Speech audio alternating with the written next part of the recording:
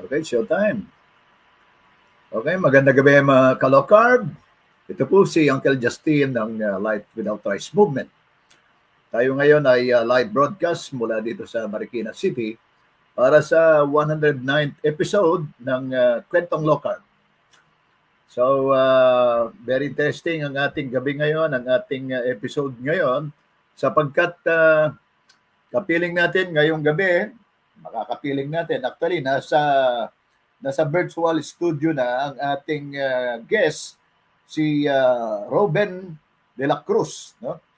Ang ating panauhin ngayon at interviewin natin ang kanyang kwentong low carb at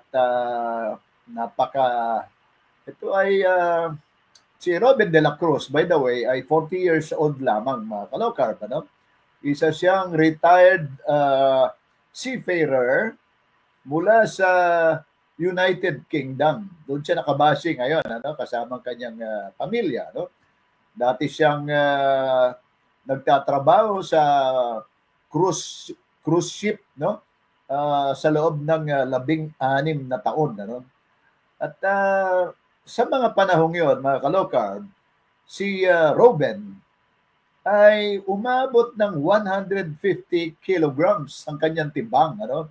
Siya ay itinagurian ng nasa kategorya siya ng obese class 3 kung tawagin, batay sa World Health Organization classification, ano?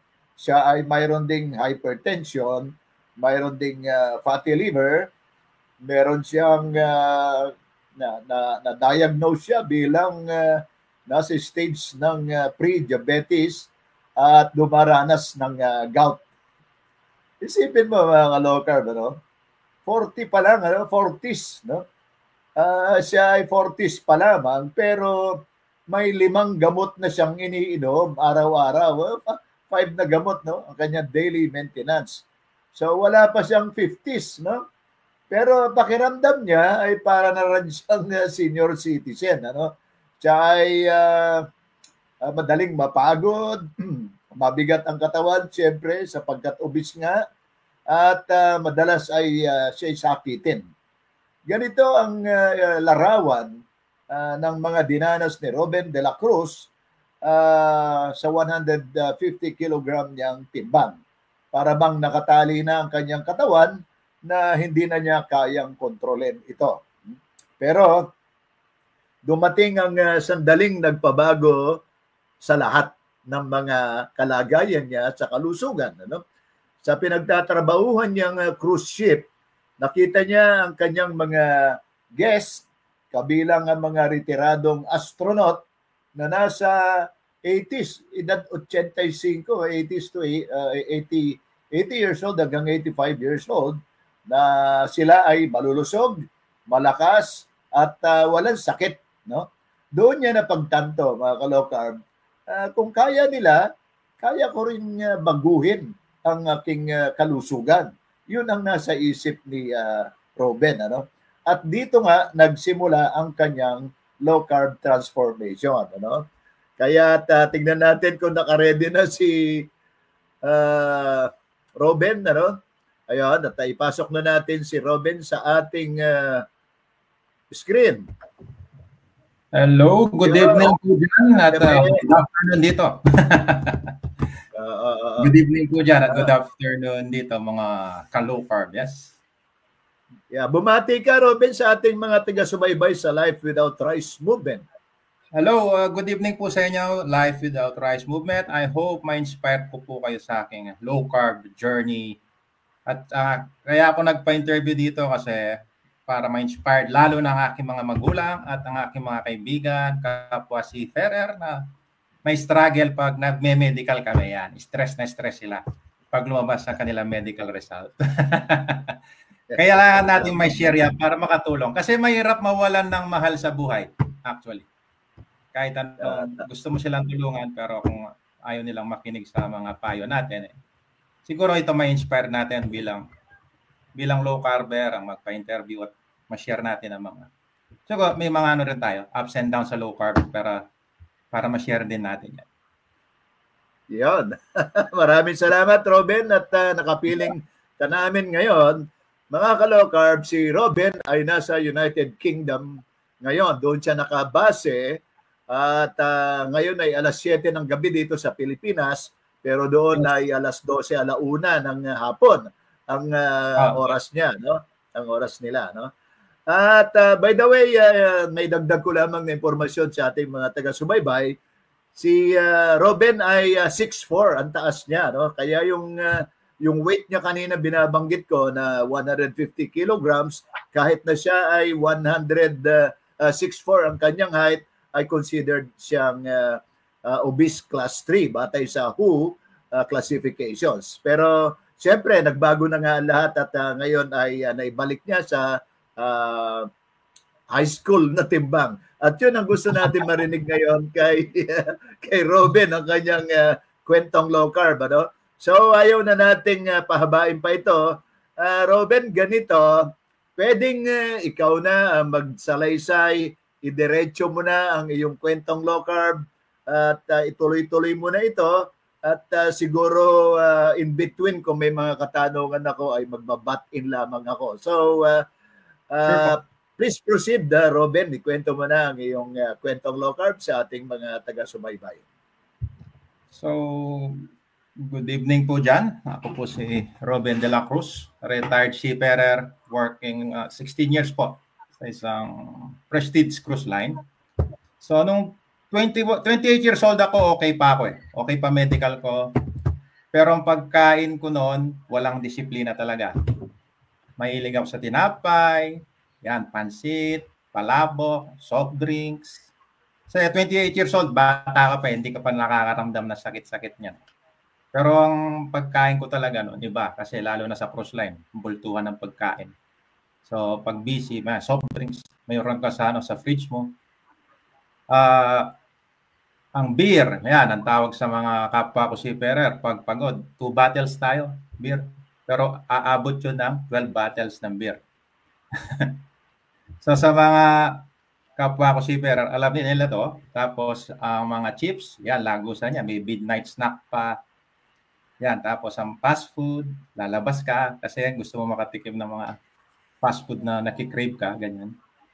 So sa 28 years old, okay pa. Pagpalo ng 32 to 33 yan. No? Magme-medical kasi kami every 6 months sa seaman. May yan, pending na yung mga medical ko. May fatty liver na, nagkakaroon na ako nag-start na yung mga gout, mga karamdaman ko. Tapos nagiging blurry vision pa ako. Yung panlalabo ng mga mata. Tapos hypertension, yan, cholesterol, dami. Pero itong sinuggest, pag nagpapacheck up ako, kasi puro pending, babalik ka, sasabihin nila, iwas ka sa matataba, maalat. Okay. Iniwas ko naman yan, hanggang nag-diet pa ako ng Skyflakes at saging lang bago magpa-medical.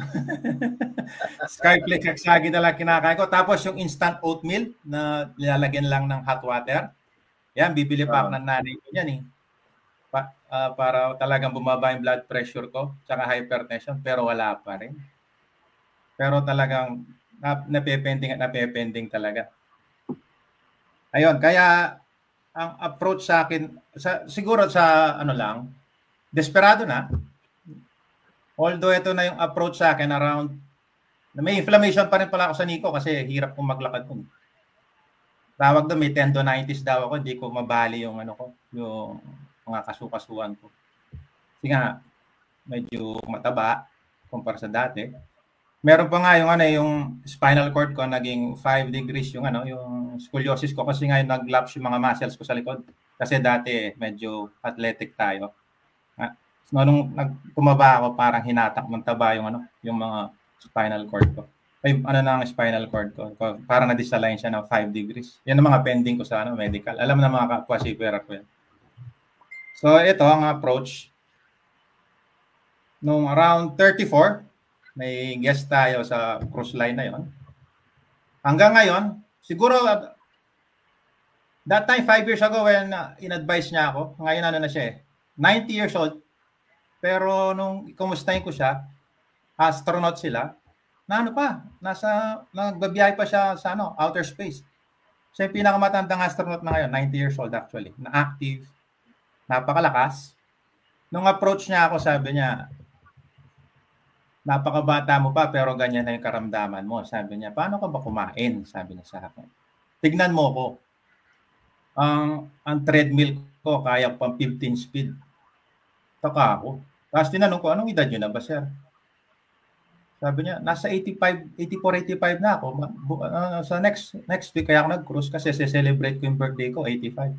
Nagtaka ako, hindi siya mukhang 85. Samantalang ako that time is 34.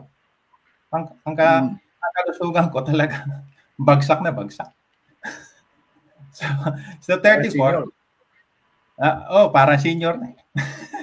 Talagang kahit alam ng mga mami ko, kahit ang misis ko, sabi nila, hanggang may mga kaibigan doktor si misis, sabi nga, tendonitis daw yung sa hindi ako makalakad, gout, mga ganyan. Sabi niya, tignan mo yung diet ko, watch my diet, sabi niya. Ayan. Ang diet niya, kasi nakikita ko siya sa restaurant, kumakain. Focus siya lang sila sa fats and protein at mga high alkaline na fruits and veggies. Pero yung fruits and veggies na yon, sasalain niya, pipili siya ng hindi mataas ang carb. Pero pipili siya ng, sinishare ko na para may idea kayo, high alkaline na vegetables. Pero search na lang. Ang mostly kinakaya mga broccoli, spinach, at cauliflower, yan namang high alkaline na vegetables para sa kanya. Tapos nuts, may almond siya, walnuts, mga ganun. Yan ang diet niya. Tapos mga fruits na high in alkaline, ibabalance niya pa rin yung diet niya sa ganun. Pero wala siyang craving, wala siyang processed food. Hindi siya talaga kumakain. At saka talagang clean living siya sa mga processed food. Ang sabi niya is, basta gawa sa earthly made ang pagkain, safe ka. Pero pag nasa box at mga gawang process na yan, hindi na safe yan. Sabi. Yan ang So nung a-approach ko na yan, about siguro 1 year bago ko siya approach, parang nagli-liberal low carb muna ako, hindi ko siya binigla. Alisin kasi nga nasa high carb ako. Nung nasa high carb ako, marami kang discomfort na may encounter. Ito na yung sa low carb. Hindi rin madali sa una, tsaga-tsaga lang. Pero sa mga tulong ng mga ating mga kapwa low carbers sa mga karanasan, nag-guide tayo dyan. So ito yung mga discomfort ko is like brain fog, constipation, pag mali yung kulang sa pagkain, like mag-hair fall ka. May kasama akong na-experience na hair fall, panlalambot, at panghihilo. Yan. So, yun ang mga na-experience ko. So, ang tapos niya is, binigyan nila ako ng electrolytes at sabi niya beef broth or any kind of broth bones makakatulong sa mga discomfort mo. Pero, okay naman yon. Pero yung binigay nilang electrolytes, malakas masyado para sa Asian body siguro. Kasi hindi ako makatulog. At binibili yun sa US. Na hindi rin talaga, wala siya sugar at saka, yung normal na electrolytes lang na gawa sa lang natin. And, nag-search rin ako sa mga group at may nakita ako sa FB. Ang pinakamasipag na mag-upload dyan ay si Doc Brian Castillo, which is minessage ko lang sa Messenger. At nag-reply, napakasipag ng doktor na to, pasalamat din ako, at pwede nyo siyang lapitan. At magre-reply siya, maghintay lang. Bisan busy siya, pero magre-reply siya. Salamat sa iyo, Doc Brian. At binigay niya yung measurement na electrolytes na yon. So, nung nakita, sinubukan ko. Ang big question ko dyan, yung Epsom salt. Kasi muna natakot ako dyan sa Epsom salt. Akala ko ginagamit lang sa spa yan. Wala rin ako yung idea sa ganyan Pero pampaligo. Pampaligo, sir. Natatakot ako dyan nung approach ko siya. Tapos sabi ko, nung sinerge ko rin siya, sabi niya, good for laxative siya para sa constipation mo. So, titingin ka yung food grade talaga. Food Bawal, grade. food grade Epsom salt. So, bawal siya sumobra.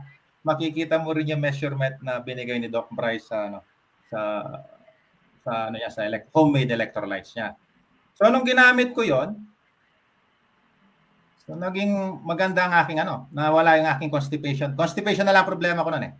Nung ginamit ko yan. Nawawala na yung brain fog ko, nawawala na yung pagkahilo ko, nag-a-adjust na yung body ko sa low carb unti-unti. Siguro around 6 months. Yan, nag-a-adjust siya. Depende sa reaction ng body mo, paano siya mag-adjust eh. O yan, nawawala na siya. Tapos yung constipation ko nawala na rin. At ito pa yung isa natuklasan ko na may nagba-black coffee ako pero yung nasa sachet lang eh. Makakatulong din sa constipation eh. Talaga mag-brew ka ng coffee. Kailangan ka ng coffee grinder. Mag-i-invest ka talaga dyan.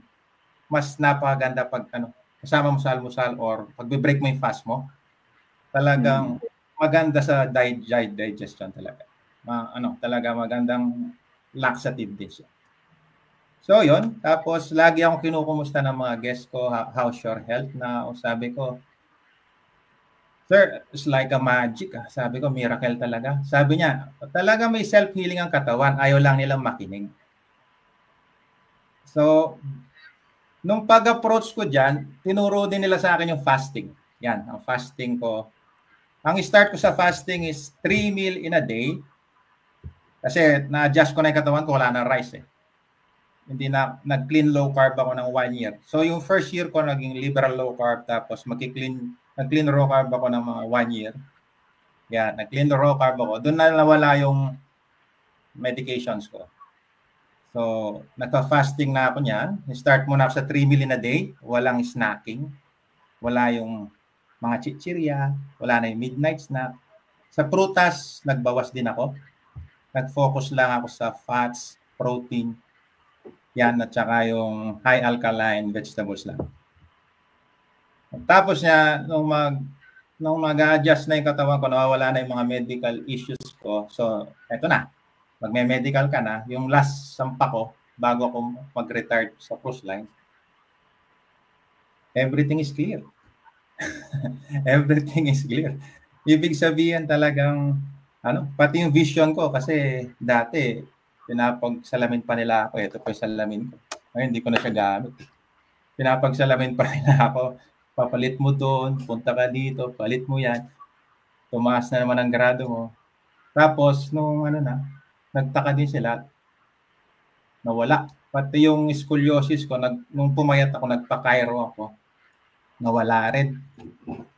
Pati yung tendonitis ko, nawala rin. Sabi naman ng chiropractor, kasi nung mataba ka, ngayon madali nating i-adjust yan. Nawala yung 5 degrees. Kasi nga, wag ka nang tataba, kasi nga, babagsak na naman yan. Ayan, tapos... Rob, iputulin kita ng konti, no? Sige. Ipakita ko lang yung photo mo nung ikaw ay overweight, no? Ito. Ito mga low carb, si Robin, 150 kilograms. Nakikita mo medyo malaki yung kanyang tiyan. Ito na yung after na niya, siya ay 89 kilogram na. No? So, liban doon, Rob, ilang months yung lumipas na nag-practice ka ng low carb bago mo matuklasan na clear ka na nung magpa-laboratory ka? Ilang months yun lumipas? 1 year, sir. 1 year nung ma-clear na talaga siya. 1 year. I see. Pero nung sa 1 year na yun, nababawasan na siya, sir. Nababawasan na yung maintenance ko sa gamot, sa yung losartan na yan. Lagi kong kasama sa hypertension ko yan. Nawala na yon kasi napakababa na ng BP ko. BP bata na. Tapos unti-unti na yan. Nawawala na rin yung pati sa cholesterol ko, nawala. Ayan, pati yung gout ko. Tapos natawa nga yung mga kasama ko, nakakatakbo ako na mabilis. Dati kasi talagang hindi ako makatakbo. Nakakatakbo. Kahit makita niyo sa mga post ko, nag-inspired lang ako. Nakakatakbo ako mabilis ngayon talaga. At saka nakakapag-bike na ako. Yan. Malaking bagay yung may dagdag ko lang, Robin, yung description ng iyong timbang Kasi obese talaga yung 150 kilograms. Pero bumagsak ka sa timbang ng high school ka mo, di ba? Parang yun ang timbang mo nung high school ka, kaya nakakatakbo ka na ngayon. So malaking bagay yun in 1 year period.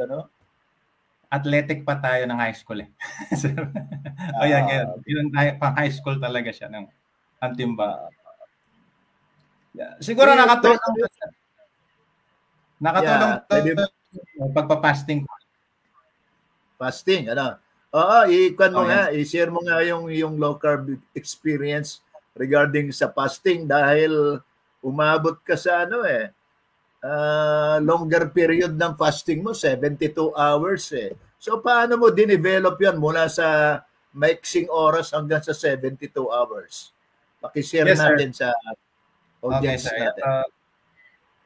Actually, ginaid din ako yan, mga kasama ko, mga guests ko. Sabi niya, once na naging ideal yung medyo nawala na yung mga yung mga medications mo, yan, magpa-fasting ka na. Start ka 3 meal in a day. So, ang approach ko doon, ang 5:30 yun ay last dinner ko. Kailangan sa 6 o'clock, parang after 6 diet siya. Kung ginawa ko muna. Pagdating na 6 o'clock, wala na akong kakainin. So, 5:30, nag-dinner na ako. Yun yung third meal ko. Tapos, ang breakfast ko is, starts ko siya na 7 in the morning. Tapos, ang lunch ko, start ko ng 12 eksakto ng hapon. At ang last dinner ko is 5:30. Yan ang approach ko. Tapos, nag-adjust ako dyan mga 2 months or 3 months. Nag-2-2-mad na lang ako niyan. 2 meal in a day. So, ang brunch ko na, parang brunch nga is 11. Tapos, ang next dinner ko ulit is 5:30. So, 2 meals in a day na lang. So, naboboringan na ako niyan. Kasi parang malakas ka na eh. Fat adapted na yung katawan mo. Iba na eh. Iba yung pakiramdam mo. Talagang gumagaan, tapos lumiliksi ka. So, yun na, magiging na lang siya. Na-try ko yung 24 hours fasting. Actually, may tayo, senior din ng mga ka-low carb natin, yung mga fastings app. Mas maganda yon, download nyo. Fasting app. Okay. Makikita mo talaga yung measurement, yung oras na pag-fasting mo, hindi ka mawawala. So, yun. Tapos, yan, 24 hours, hanggang naging 48 hours. Tapos, naging 36 hours fasting na. O ngayon, ginagawa ko na ngayon, naboboringan na rin ako. 72 hours fasting. 3 days ka 72 hours. 72 hours fasting na tayo.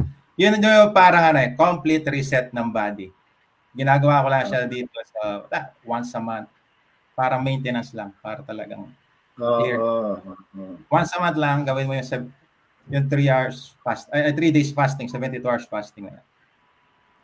Yun. So sa fasting kong yon, may kasama talaga akong electrolytes. Stay away ka talaga sa kitchen para hindi ka matukso.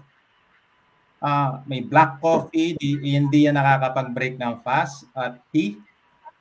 And pag active ka, gusto mo mag-sports, mag-salt stick ka lang ng konti. Sama mo na salt stick at continuous mo pa rin yung electrolytes. At may water pa rin, syempre. So, consume ka ng 2 liters of water in a day. Yan, tubig lang. So, ang naging struggle ko naman dyan after fasting, nagkamali ako dyan, bumigla ako ng pagkain. Okay. Pagkain, yan. Parang yung tawag dito, yung sumakit ang sikmura ako, bumigla ako. So, ang proper approach pala dyan is, kain ka lang ng sabaw na mainit or any soup broth, kahit dahan-dahan lang ang approach. Pagkain mo ng isang servings, wait ka after 2 hours.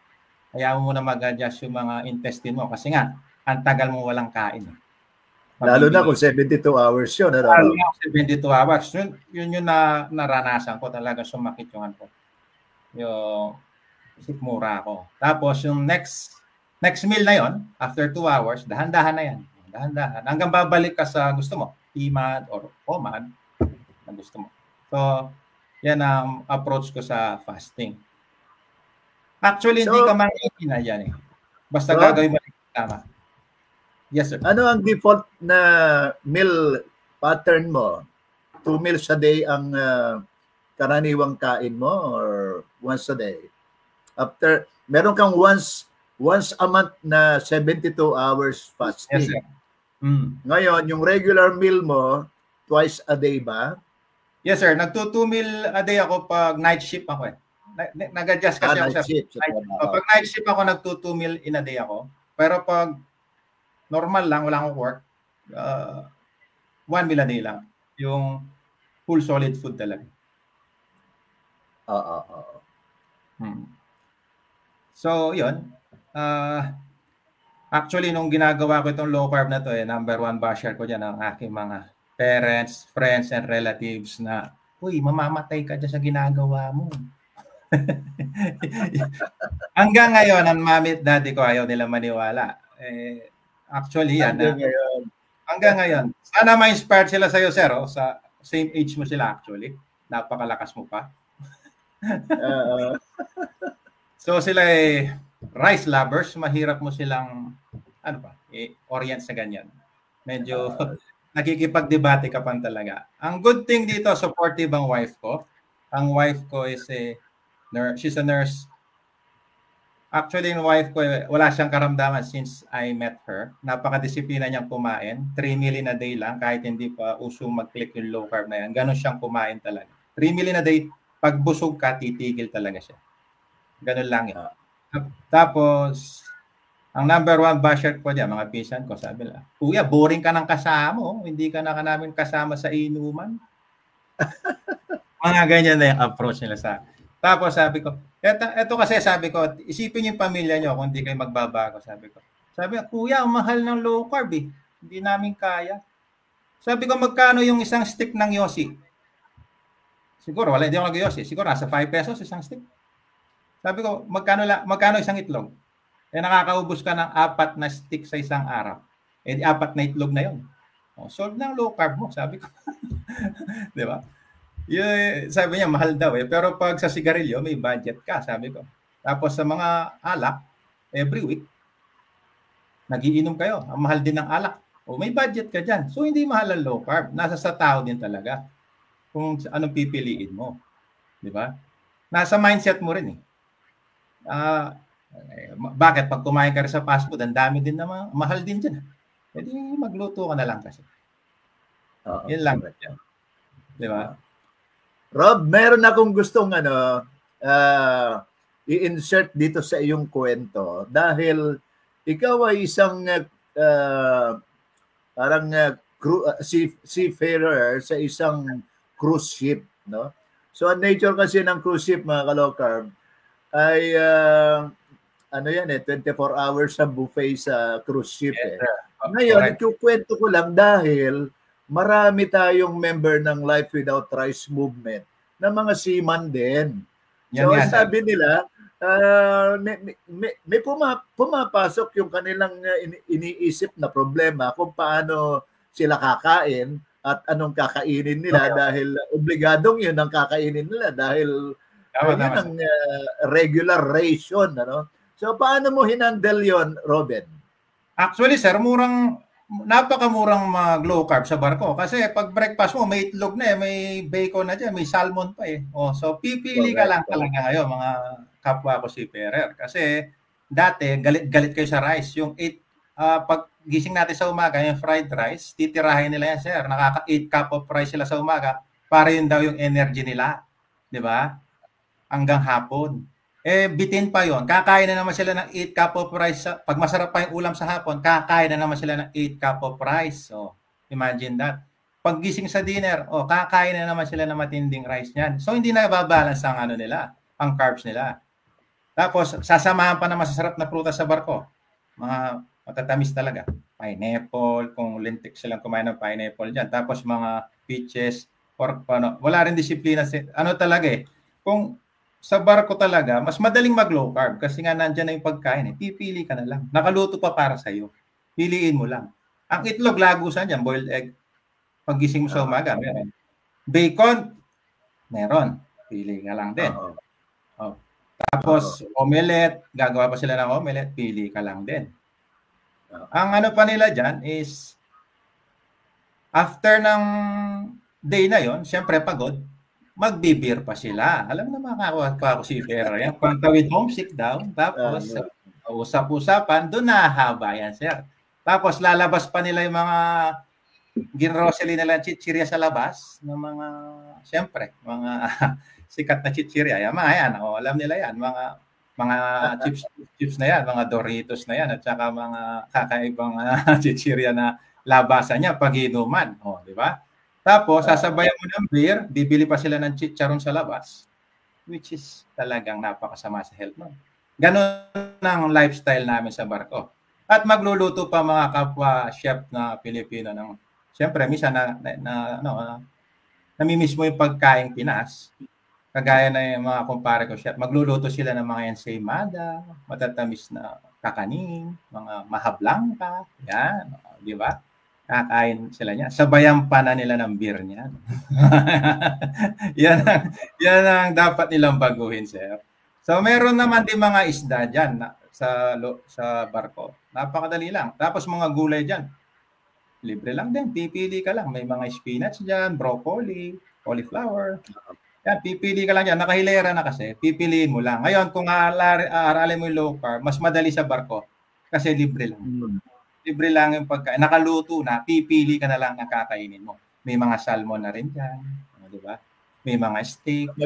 Maganda pa doon, overflowing ang coffee, ang brewed coffee. Overflowing pa yung brewed coffee talaga. Pa-flash mo na lang. Kasi laki na container doon eh. Talagang freshly brewed yun. Yan. Pipili ka lang dyan, mga kalok. So, nasa tao talaga kung paano mo, it's a lifestyle talaga ang low carb. Hindi siya, babaguhin mo talaga yung, yung lifestyle mo. Sabi nila, panandalian lang ang low carb. Lifestyle na to eh. Ito na yung lifestyle mo. Baga, accept mo na siya sa sarili mo. Ito na yung lifestyle mo. Kung mahal mo ang pamilya mo, isipin mo yung health mo. Mahal magkasakit, number 1. Ang mentality ng Pilipino, ang namatay ang aking father-in-law last 3 years ago at ang aming family driver last 3 months. Anong kinamatay ng father-in-law ko? Diabetes.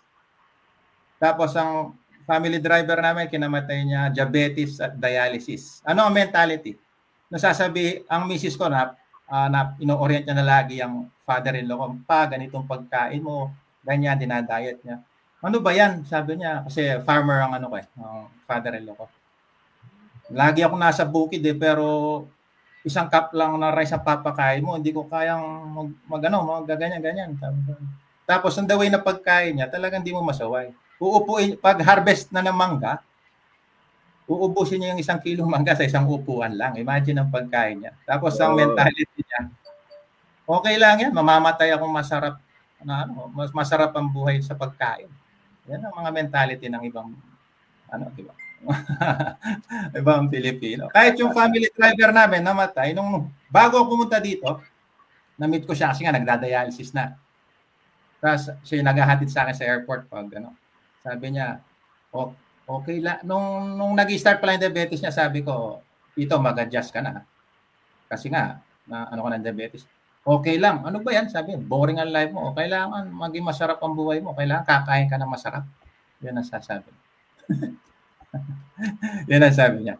So imagine, taga Pampanga ako, napakataas na rate ng dialysis sa amin. Kasi nga, capital kami dyan. Masarap magluto. Mahilig siya matamis. Oh, yes. Napakataas po ng dialysis dyan sa Pampanga. Siguro, kahit saan, may eat all you can. Di ba? Doon, pasarapan ng luto. Isa na rin ako sa dyan. Nung panahon ng pagbakasyon ko, talaga sasama ko buong pamilya ko mag-eat all you can. Pero nung nag-low carb na, nag-iba ako doon. Back to basic tayo. Magluluto tayo sa bahay. Kaya ganyan. So, actually, nung nasa Pinas ako, nagtatanim ako ng mga low-carb veggies, mga okra, eggplant, sa likod lang ng bakuran namin. Pwede mong pitasin yun. Makakatipid ka sa mga low-carb veggies mo. Part rin na ng daily exercise mo yun. So, may mga free-range chicken din kami, mga native chicken. Pwede kang kumuha ng itlog doon, which is talagang organic yan, di ba? So, yun, ganon. Nang nag-iba yung mindset ko, ang sabi nila, ano ba? Bakit mo kinatan sugar? Bawal na bawal yan. mamamatay ka dyan, sabi ng nanay ko. Hanggang ngayon, ninanag ako. Tinitignan nila ako, para ako yung guinea pig nila ngayon. Guinea pig, baga ako yung trial and error nila sa low carb net. Para no-observe nila ako, ano yung lifelong journey ko. So awa ng Diyos, 4 years low carb po. Malakas po tayo. Ilang taong ka na naka-low carb, Rob? Bali, nag-celebrate ako ng 4 years ko dito, sir, nung pagdating ko. 4 years na. Kasi yung 1 year ko talaga, nasa liberal low carb. Tapos yung 3 years yun na yung clean low carb na. Hindi na 3 yun yung nagfa-fasting na tayo dyan. At saka clean low carb. So, in 4 years period. Yun ang sinusubaybayan ng mga basher mo. Yan ang sinusubaybayan ng basher ko. 4 years buhay pa. Okay. Pero sinabi ko sa mama at papa ko, sige, ngayong nasa low carb ako, hamunin ko. Kahit lakad lang. Sa lakad na mahaba, kahit ilang oras. Endurance. Endurance training. Yung pinakamalakas mo sa high carb. Tignan ko sinong hihingalin, sabi ko. Hihingalin talaga sila kung high carb ka tapos nasa kainitan ka. Endurance training yan. By the way, tuloy mo na nga, Rob. Yung experience mo, ano ba yung pattern mo sa exercise, daily physical activity? Paki-share nga yung ating experience niyan. Okay, ang physical activity ko, actually mas active ako dito sa UK kasi nga hindi ko ganong ginagamit ang sasakyan kasi nga ang sasakyan dito, pag short journey, bawal eh. Lalakad ka lang talaga. Number 1 dito yung parking, mahirap. Pag long journey ka, doon ka lang magsasasakyan allowed. So, bike lang ako. Hatid ko yung anak ko, bike. Yan, bike exercise na yan. Tapos maglakad-lakad ka lang, planking. Samahan mo lang ng konting stretching at saka hindi mo naman kailangan pahirapan sarili mo mag-lift ng heavy weights eh. Tsaka hindi ko yung goal na pumayat. Ang goal ko lang talaga is mawala yung maintenance ko. At yan, another benefits ng low carb is papayat ka, hindi ka actually pumayat, magiging firm ang katawan mo, magiging healthy, parang katawang high school lang talaga siya. Yung napakagaan. Kahit sumabay ako ngayon sa mga atletang bata-bata, kaya pa sa takbuhan. Mga ganyan siya. Ngayon, busy lang, in-invite nga ako dito na sa parang dito parang fun run. Pag may oras ako, sasamahan ko yan. Yung fun run. Busy lang kasi. Yan, sasamahan ko yung fun run dito. Although dito sa UK, ang kagandahan kasi dito, may mga low carb fruit na, low carb foods. Mga pita na low carb foods. Kahit sa Canada, may ewan ko lang sa atin, bakit hindi pa ino-offer yan. So, ang makakatulong lang sa atin, yung mga kapwa nating ka-low carb na nag-share na recipe nila. Yun, makakakuha ka ng idea dyan. Dito kasi may mga low carb bread na rin eh. Talagang gawa lang sa almond flour. Pero dito, pag healthy food, mababa ang tax ng pagkain, kaya medyo mura mo siya mabibili. Pero pag mga fast food at saka yan, mga soft drinks, mataas ang tax dito, kaya hindi mo siya talaga bibilin. Ganyan. Madalang lang. At saka kasi yung fast food sa Pinas, kung magtataka ka, kaya natutokso naman ng mga kapwa natin dyan. Kasi sa school lang eh. Paglabas mo ng eskwela, may fast food na eh. Dito, bawat kanto. Bawat kanto. Kahit sa amin ang anak ko likod lang na kami ng Jollibee eh. Dumapadaan yung anak ko Jollibee na O tapos, fast food na pala. O tapos ito, ang eskwela, malayo yung fast food. So, hindi sila matutok. So, talagang magbabaon ka at saka yung pagkain ng eskwelahan, yun na lang kakainin nila. Talagang swak sa nila. Dietary supplement ba? Yung ipapakain nila. Hindi talaga, kasi kaya nila ginagawa yan, libre ang dito, ang National Health Insurance. Libre kasi, kaya gusto nila maging healthy rin ng mga tao. Yun lang.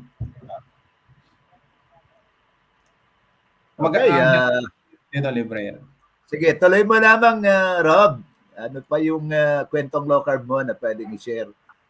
Siguro, may mga struggles ka ba o challenges doon sa, lalo na doon sa first year ng iyong practice? Pwede mo bang describe yun kung ano yun? At paano mo pinangibabawan? Ayun, sir, yung struggle talaga meron. Yung mga discomfort ng tawag dyan. So, una, gusto ko siyang tigilin. Pero hindi ko siya sinukuan.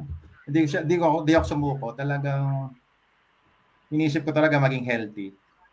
Although may So mga advice. nabanggit mo ang nalutas yun sa pamamagitan ng tamang ratio ng electrolyte, ano? Oh, yes, sir. Yung tamang ratio ng electrolytes ang aayusin mo dyan. Depende sa reaction ng katawan mo.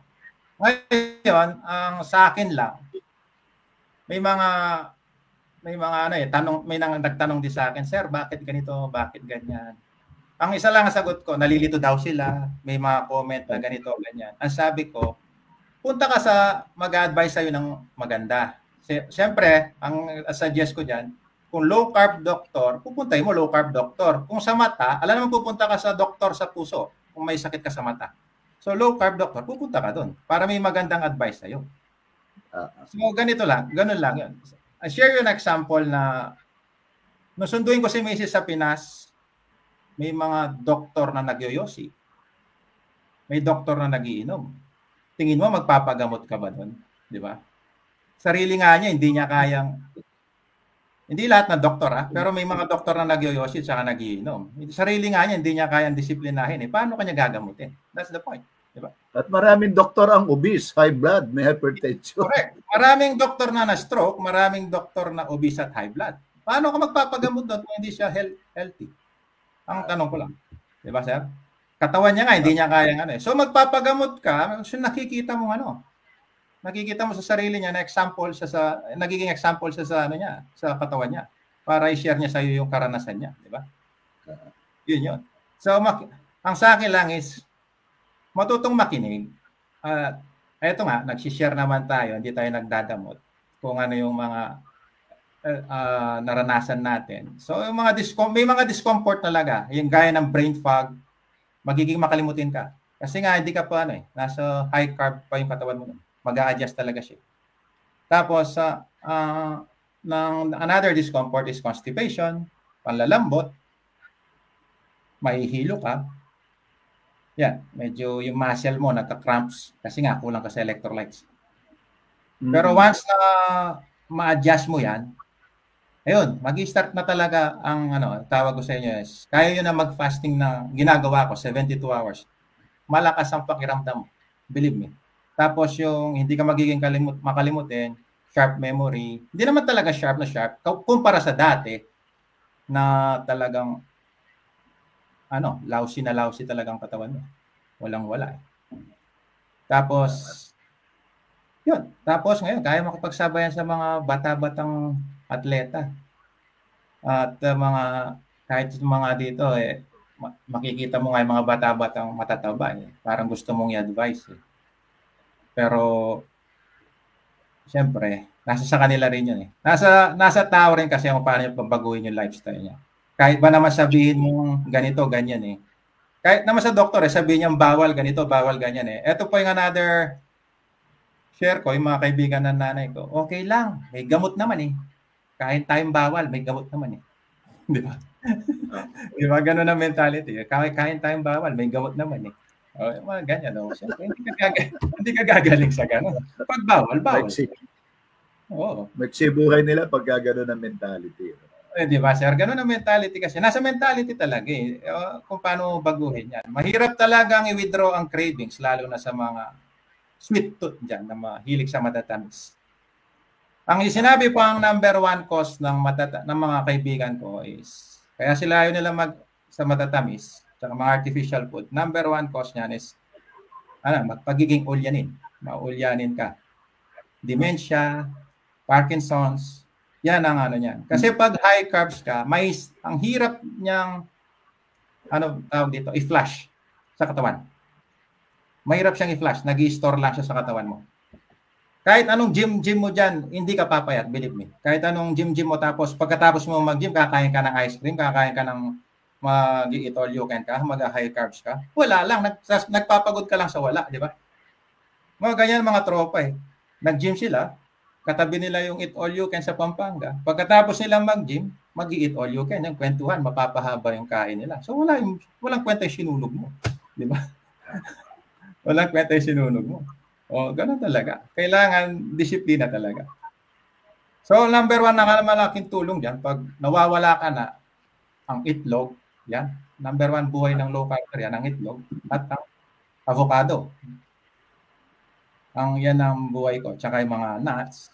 Pag talagang busy, walang makain, halimbawa, namamasyal kayo, pero walang fast food na available sa low carb mo, magbabaon ako ng lagang itlog at saka nuts at saka yun, strawberries, yung mga pasok sa low carb food. So bago talaga papasok sa low carb, aaralin mo siya. Hindi mo bibiglain talaga to. Magkakaproblema ka talaga. So pag bigla ka nag-low carb, ulcer talaga aabutin mo diyan. Ulcer talaga. Kailangan fat adapted siyang katawan mo sa fat at saka proteins. Hindi ka naka-high carb diyan. Huwag kang biglang magpa-fasting talaga. May mga comment diyan. Nagka-ulcer daw siya. Hindi siya fat adapted, believe me. 100%. Kasi mag-u-ulcer ka talaga. Tagal ko na nagfa-fasting pero walang problema sa ano ko. Ang nag-struggle nga lang ako, yung binigla ko yung pagkain ko after fasting. Yun lang. Yun yung share ko sa inyo. Pag after fasting nyo, huwag niyong bibiglain ang pagkain. Tapos, ngunguyain ang pagkain ng mahusay para properly digest. Kasi sisikmurahin ka talaga. Huwag magmadaling kumain, mag-aalat ka talaga ng time sa pagkain mo. Ngunguyain mo talaga siya 20 times para mag-signal din na sa mind mo na busog ka. Huwag parang kain sundalo. Isa pa pala problema isa pa ang problema ng mga kapwa shipper kasi nagmamadali silang kumain kasi nga sa trabaho, di ba? Malilate gising kasi nila na isasagad nila kasi lasing sila actually sa inuman. Gising sila sa breakfast, late na, pupunta na sila sa crew-mess. Kakain sila na mabilis. Patay na 'yon, di ba, sir?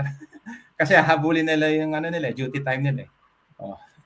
Kakain sila na mabilis. Talagang sa barko napakabilis kumain, which is yun ang number 1 cause din yan. Tapos yung mga freshly fruit juice dyan sa barko, kasi libre lang. Kukunin mo lang sa dispenser, may mga juice ka na. So, lilimit mo rin yan. Huwag ka masyado sa mga juices na yan. So, brewed coffee na lang. Yung advice ko sa mga kapwa ko seafarer. Kung ayaw nyo, may tea naman dyan. Libre din ang tea, green tea. Pili-pili ka lang din. So, sa mga kapwa ko seafarer, kung ayaw nyo may stress, after medical, na-stress na tayo after medical. Kasi nga, hindi ka makasampay. Ang dami mong pending, pabalik-balik Pabalik-balik. Balikan mo to, balikan mo yan. Magme-maintenance kang ganito, balikan mo after 6 months. So, yung sampa mo, mauubos na yung pera mo sa kakahintay kasi nga, i-clear mo yung medical mo. Relate kayo dyan, di ba, kapwa seafarer? Ngayon, ano yung diet? Observe mo yung diet mo kung paano ka noon at saka ngayon. Yan. Although ako talaga, tinigil ko siya, hindi naman ako nagkarne, di rin ako nagmaalat, pero wala pa rin. Talagang nag-hypertension na nga ako. Sinabi ko sa inyo. Pero talagang, wag dumating sa point na bakit hindi ko subukan? Kasi may nag-advise naman. At saka yung mga kaibigan na yon, na astronaut, bakit napakalakas nila? Yun ang pumasok sa isip ko. Isipin mo, 85, mas malakas pa sa akin. Ako 34 pa lang. Kayang-kaya niya pang tumakbo sa treadmill. Ako hindi ko kaya na tumakbo sa treadmill. Ika-ika ako. So, bakit napakalakas nila? Ganun ang ko. Ang naging set. Tapos, nasabi ko, kung mamamatay ako maaga, paano si Mrs.? Di ba? Paano niya i-raise yung... Solo nga ako, actually. Walang tutulong sa akin. Walang tutulong kay Mrs. Walang mga kapatid na tutulong sa kanya pag namatay ako maaga. Kawawa rin yung future ng anak ko. Yun ang isipin nyo, guys. Hindi yung panandali ang sarap. Ibig sabihin, nag-e-enjoy kayo sa pagkain matatamis at saka sa mga fast food na yan. Pero isipin nyo yung effect na kalaunan. Sige. Ang isipin nyo yung pamilya nyo. Hindi siya boring ang low carb. Magiging boring ka pag naka-high carb ka, nasa hospital ka, talagang boring na boring ka. Kasi malungkot ka na nada-dialysis ka na At saka, ang dami mong iniinom na medication Yun ang stress ng mga kapwa ko seafarer. Yung from high carbs ka, pag uwi mo, magme-medical ka, yan ang stress mo talaga dyan. Kasi pabalik-balik ka sa medical center Tapos may time na hindi ka na makasampa. Kasi nga malala na yung sakit mo may kaibigan nga ako, ang tawag ko, CKD1 nata. Then dialysis na daw siya. Hindi siya makasumpa. O, paano yung future ng mga, college yung anak niya? Paano yung future ng anak niya? Sa kanya lang umaasa. Yun ang point ko dyan, guys. So, di ba? Disiplina lang talaga. Isipin ang future ng pamilya, hindi lang yung para pumayat at saka hindi lang para maging feeling bata. Ang pag-low carb is para sa future ng pamilya mo kasi kailangan ka nila. Kailangan ka ng anak mo, ng asawa mo. Yan. Kung isa lang ang magtataguyod sa pamilya mo, paano ng pamilya, family mo, papabayaan ng mga bata. Yun ang iisipin ng mga kapwa natin dyan.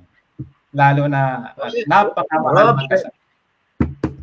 Rob, pwede ba nang ituloy siguro yung may papayo mo sa mga low carb beginners, sa mga nagbabalak na gustong magsimula?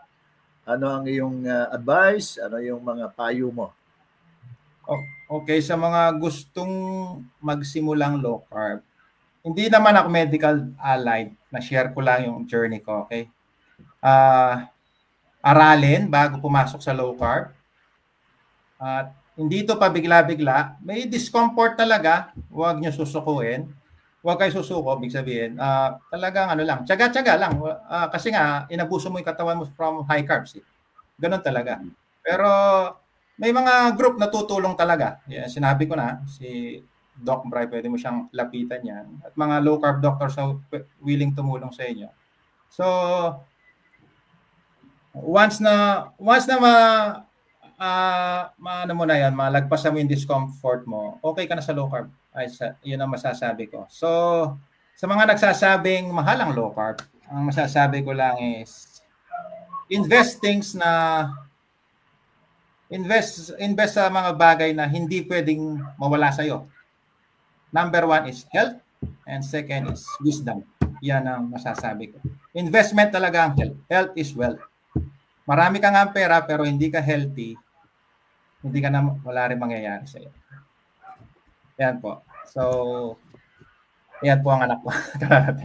So, yan ang masasabi ko sa mga low carb friends ko at low carb followers ni Sir Justin at mga kapwa ko seafarer. Yung baguhin na ang low carb is a lifestyle. So, you have to change your lifestyle talaga. Yun lang ang masasabi ko. So, if may katanungan, willing naman tumulong ang mga group at mga low carb doctor dyan at makakakuha rin kayo ng idea. So, talagang nagsishare naman tayo. Hindi tayo nagdadamot. Kasi nga, gusto natin ma-inspire ang ating mga friends and relatives. Kasi ayaw natin sila nakikitang nagdudusa. One day, hihingi ng tulong sa'yo. So, ito yung best na mabibigay na tulong itong health, new lifestyle sa low carb. Yan po. Okay, maraming salamat, Rob. Robin. Yes, sir. At ganito, si Robin ka-low carb ay siya 4 years na low carb practitioner. At maganda, maraming mga aral na pwede nating ma-share. At ang isang significant lesson dito ay yung mga kapwa natin, mga kapwa seaman na yes, sir. Nagiging suliranin nila di umano ang kanilang kakainin doon sa barko, no? So, ang isang magandang lesson doon ay sagana naman sa itlog, ang bacon, ang brewed coffee, at may mga isda at salmon, seafood, libre lang. Yan, PPD ka lang talaga, guys. So, yun yung mga safe na mga pagkain ng low carb. Yes, sir. So, kung may dadagdag ka pang huling pananalita, Rob, please go ahead. Bago tayo maghiwalay. Yun, sir. Sabi ko nga, baguhin na ang ating lifestyle. I suggest, siguro, isipin ang pamilya, number 1, kasi mahirap magkasakit, lalo na sa Pinas. Napakamahal magkasakit, guys. Mauubos lahat ng ipon mo, doon mapupunta. Kasi nga, hanggang masasacrifice pa yung ipon ng anak mo pang college. Kasi nga, bedridden ka. Believe me, may mga kaibigan akong ganyan. So, pag na-sacrifice yung pang college ng anak mo, paano na yung anak mo, di ba? Yun ang isipin nyo, guys. Kasi, huwag tayo maging makasarili. Huwag nyo iisipin na masarap kumain. Tanggalin ang mentality yan. magandang mamatay na masarap kumain. Yan. Tanggalin natin ang mentality niya. Yan. Kasi Okay, isipin ng maraming pamilya. salamat, Rob. Yes, sir. At nabigyan mo kami ng pagkakataon para i-share ang iyong kwentong low carb. At magandang hapon dyan sa United Kingdom. Yes, sir. At mga taga-subaybay natin dyan sa Europa at sa Estados Unidos. Marami tayo dyan sa Middle East na mga taga-subaybay. Ano? At muli, maraming salamat at magandang gabi dito sa Pilipinas at magandang araw dyan sa United Kingdom. Padayon, Rob. Yes, sir. Thank you po. Good evening. Maraming salamat po, sir. Okay. Alright. Yan po si Robin De La Cruz, no? From Pampanga, na siya ngayon ay nakabase sa United Kingdom. So sa ating pagwawakas doon sa kanyang kwentong low carb, kung kaya ni Robin na ibalik ang kanyang high school weight na 89 kilograms mula sa 150 obese category, wala nang maintenance sa kasalukuyan at nabura na ang kanyang mga sakit na akala niya ay habang buhay na niyang dala, di siyempre ano pa kaya ang pwede mong gawin para sa sarili mo. Okay. Sa mga nakasubaybay ngayon at mga miyembro natin sa Life Without Rice Movement ay pwedeng maging inspirasyon at matularan natin ang naging karanasan ni Robin.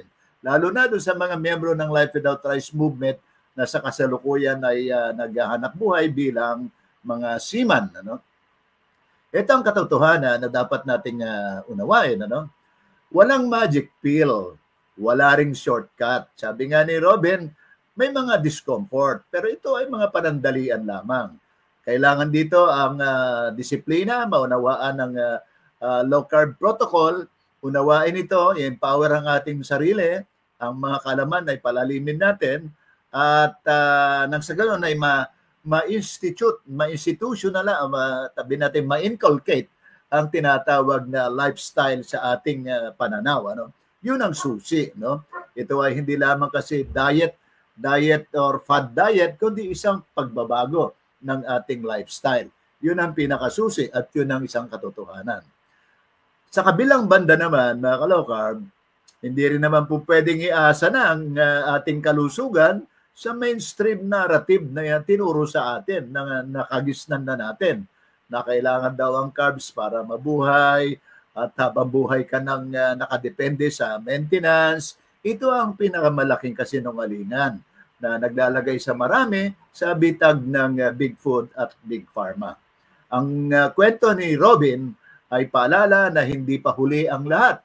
Hindi na nakatali sa sakit, hindi ka na nakabilanggo sa gamot, may paraan para baguhin ang ating buhay at nagsisimula na tayo ay magdesisyon na kumilos para baguhin ang ating lifestyle. You know? Habang kumakain tayo ng matamis ng carbohydrates, hindi magsisimula ang healing. You know? Walang healing na mangyayari sa ating katawan habang tayo ay kumakain ng carbohydrates. At mananatiling tayo ay dependent at yung tinatawag na pag laging mataas ang ating insulin. Habang mataas ang ating insulin, hindi mangyayari ang mga healing process na yan. Kailangan natin mapababa ang insulin resistant kung tawagin na yan at paabutin natin dito sa tinatawag na insulin sensitive dapat yung ating sistema. At kapag insulin sensitive na ang ating metabolismo, ang ating buong sistema, doon nagsisimula ang process ng healing. Habang mataas ang ating insulin, hindi magaganap ang mga healing process na yan. Kaya kahit na anong exercise ang gawin mo, ang metabolismo ang kailangan nating lutasin. Walang saysay ang exercise kung patuloy na mataas ang iyong insulin. Yun ang insulin resistant. Ang ugat ng lahat ng mga metabolic disorder natin ay kailangan nating mapababa yung insulin. Okay, maraming salamat Rob sa iyong dagdag na mga tagubilin at dito ay idagdag ko ang bago tayo maghiwalay ay kasalukuyang ongoing pa rin ang ating bagong nailaunch natin ang bagong ebook natin, ang Hypertension, The Myth That Made Billions. Ano? Ito ay merong forward si Doc Rico Santos, ang ating low carb doctor dito sa Life Without Rice Movement. Available po ito online, 499 pesos lamang. Ano? Ganon din nanatiling on sale ang ating low carb empowerment ebooks bundle. Ano? 3 ebooks po ito, ang low carb for beginners, ang daily keto meal plan, at ang pangatlo ay ang The Art of Intermittent Fasting. Ito ay 3 ebook ito sa halagang 499 pesos. Ano? So ito ay nakakatipid tayo ng 399 pesos. Ano? Okay. So yun mga kaloka, available na po yan sa ating timeline at magandang gabi sa mga nagpapasalamat ako muli para kay Rob na ating naging panauhin ngayong gabi. At ganoon din sa mga taga-subaybay natin nag-participate dito sa ating thread, sa ating pagbibigay nila ng mga katanungan at opinion. So ito po muli si Uncle Justin at maraming salamat. Magandang gabi sa inyong lahat. Padayon.